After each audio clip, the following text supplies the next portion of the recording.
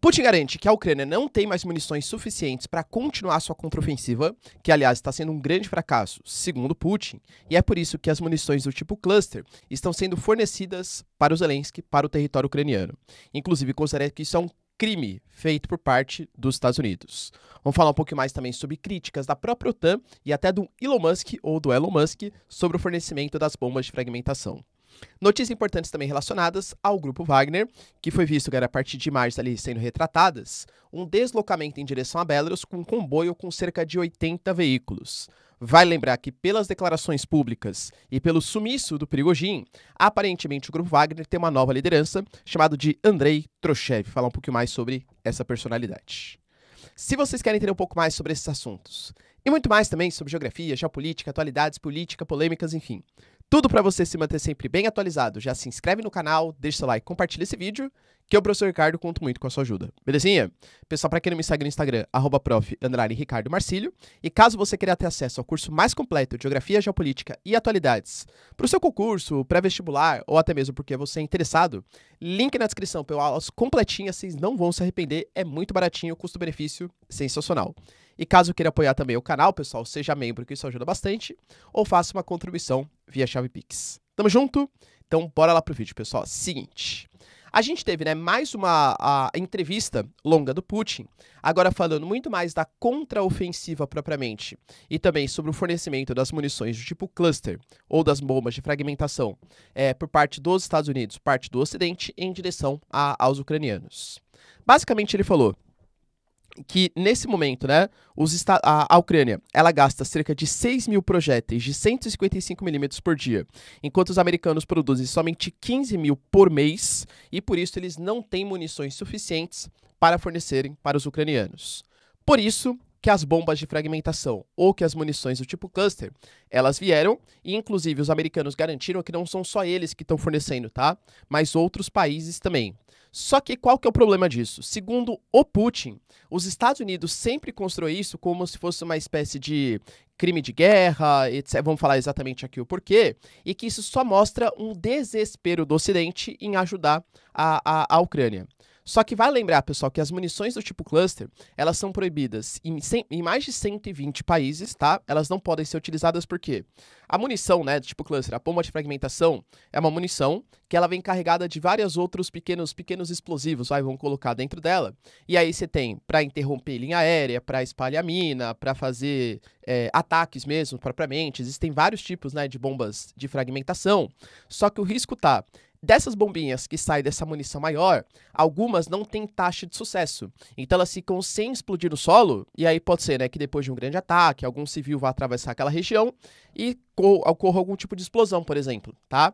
Existem algumas bombas de fragmentação que a taxa de insucesso está beirando os 35, 40%. Os americanos garantem que a que eles estão fornecendo agora para os ucranianos, a taxa de insucesso das explosõezinhas, né, das bombas de fragmentação, está na taxa só de 2,5% a 3%. Mas eles sabem que é um risco, né, inclusive para civis, e é por isso que é proibido em uma série de países do mundo. Vale lembrar, pessoal, que nem Rússia, nem Estados Unidos, e nem o Brasil, inclusive, tá? O Brasil, galera, surpreendentemente, a gente é conhecido como um grande produtor dessas munições cluster, dessas bombas de fragmentação. O Brasil, inclusive, vendeu bombas cluster que foram utilizadas pela Arábia Saudita em meados ali de 2016, 2017, na Guerra Civil do Iêmen, quando a Arábia Saudita, apoiando o Hadi, a atual liderança dos sunitas, atacou os Houthis, que são os rebeldes xiitas ali do Iêmen, né? Então o Brasil, ele, por enquanto, tá? Não existem relatos que o Brasil vai fornecer ou que bombas brasileiras serão fornecidas para os ucranianos nem para os russos. Mas o Brasil é um importante produtor, né, desse tipo de munição. Ah, professor, entendi. Então o Putin falou que é um desespero, que é um crime e tal, e inclusive falou, tá, que se a Ucrânia realmente utilizar isso, os russos se veem no direito de também utilizar essas bombas de fragmentação contra os ucranianos. Lembrando que eles têm munições reservas gigantescas e que até agora eles não tinham utilizado. E aí que vem a pequena discordância, né? Pequena grande discordância.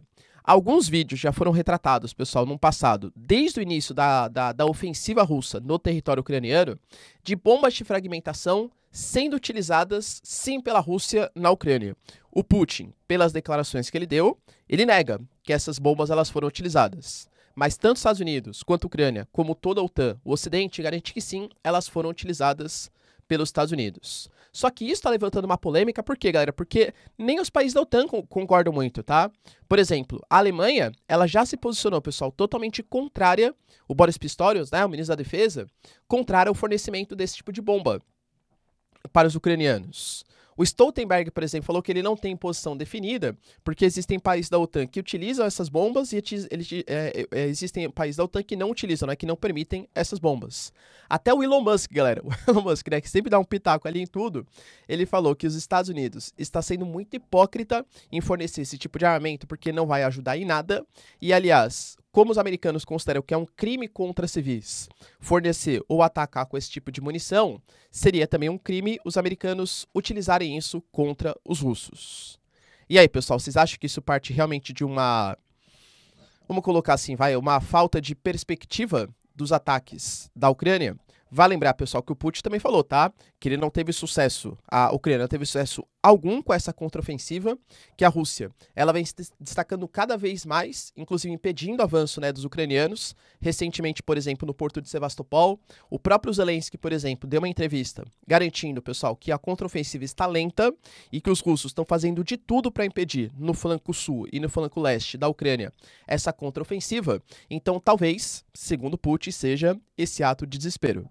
Mas, ao mesmo tempo, a gente teve informações, por exemplo, sendo utilizadas, produzidas pelo Instituto Internacional de Estudos Estratégicos, que, claro, pessoal, da mesma maneira, né, que todas as informações que eu tô passando para vocês até agora foi o Putin que falou, e óbvio que ele é totalmente parcial nas suas análises, o Instituto Internacional de Estudos Estratégicos também é parcial na sua análise. Ele fala, por exemplo, que em 2022, a Rússia, ela tinha 3.417 tanques e a Ucrânia 987. Com o fornecimento de tanques para a Ucrânia e com a destruição de tanques russos, hoje a Ucrânia, segundo o Instituto, já tem mais capacidade, pelo menos na questão dos tanques, do que os próprios russos. E aí, pessoal, será que é confiável essa informação? Vai lembrar que realmente, do ponto de vista terrestre, eu acho que a discrepância ainda não está tão alta. A principal discrepância entre Rússia e a Ucrânia estão nos equipamentos aéreos e, por isso, né, o desespero, o pedido do Zelensky para que os F-16 sejam fornecidos aí para a Ucrânia. Notícias, pessoal, importantes também relacionadas a um deslocamento de tropas do Grupo Wagner. E aí, de novo, isso foi confirmado, tá? Tanto pela Ucrânia como por Belarus. Eu até citei para vocês ontem, né? Que Belarus garantiu que o Grupo Wagner, ou pelo menos parte do Grupo Wagner, está se utilizando ali para treinar os soldados, né, os militares de Belarus, da Bielorrússia, só que isso também interessa para os ucranianos. Por quê? Porque o Grupo Wagner esteja na Rússia, faz fronteira com a Ucrânia, esteja em Belarus, faz fronteira também com a Ucrânia. Então, o próprio serviço de fronteira da Ucrânia garantiu que o Grupo Wagner agora está em Belarus. Inclusive, foram vistos 60 veículos do Grupo Wagner atravessando a fronteira, tá? Com as suas bandeiras, inclusive bandeiras da Rússia, também das suas tropas, que estão ali em Belarus. Só que aparentemente com uma pequena mudança. Eu gravei um vídeo para vocês ontem falando que o Putin falou que o Grupo Wagner ele não existe porque não existe uma regulamentação para grupos paramilitares na Rússia, não pode ter um movimento armado além do exército russo, segundo o Putin. Só que a gente sabe que o próprio Putin financiou, né, o Grupo Wagner ali.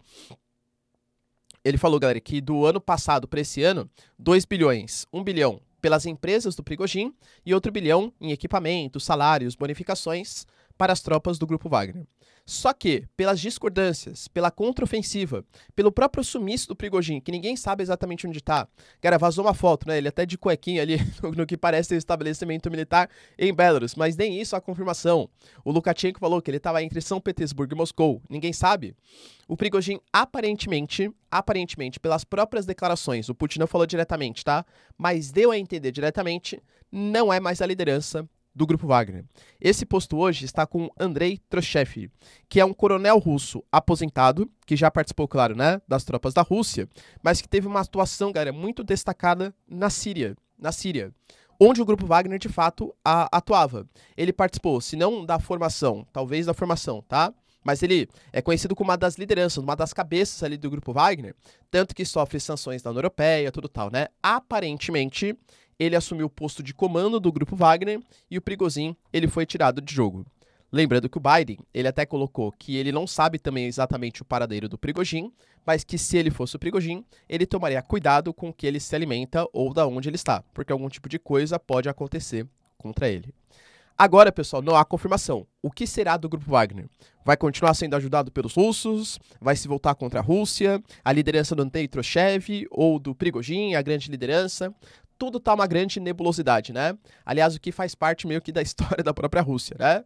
Você tem a declaração de um presidente, muitas vezes ela até confunde mais do que propriamente explicita a atual situação do país. Beleza, pessoal? Deu pra entender os principais acontecimentos? Se vocês curtiram o vídeo, então, ó, deixa seu like, se inscreve no canal. Tamo junto, beijos, abraços e tchau, tchau.